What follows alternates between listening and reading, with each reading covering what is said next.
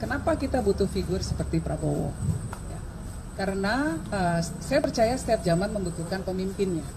Nah, zaman mulai dari Bung Karno pada waktu itu transisi kemerdekaan, kita butuh pemimpin revolusioner.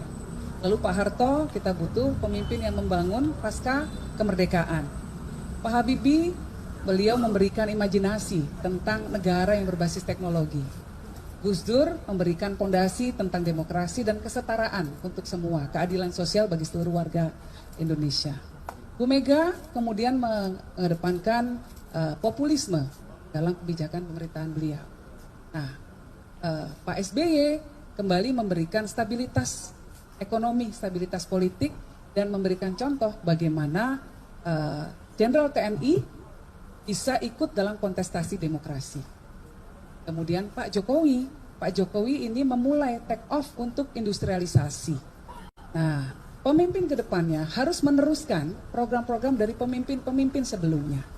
Salah satu tantangan yang dihadapi oleh bangsa kita ke depan dalam kerangka geopolitik, dinamika geopolitik yang sedang berkembang saat ini adalah bahwa ada ketegangan-ketegangan di wilayah kita.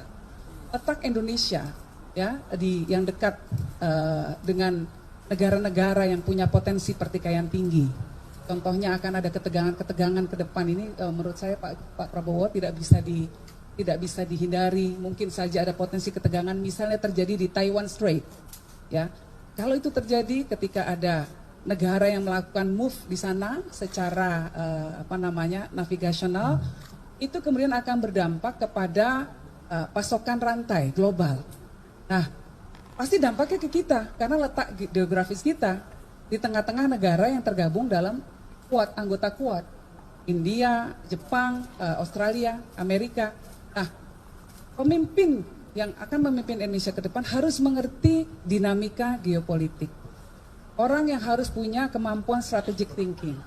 Nah, saya rasa orang seperti Pak Prabowo ini punya kemampuan seperti itu. Maka wajib bagi saya sebagai representasi dari kelompok Gus Dur untuk berkomunikasi intens dengan Pak Prabowo, dengan Mas Bowo, untuk mendengarkan kebijakan-kebijakan beliau, dan memberikan aspirasi kita tentang bentuk negara ke depan harus seperti apa. Itu kira-kira.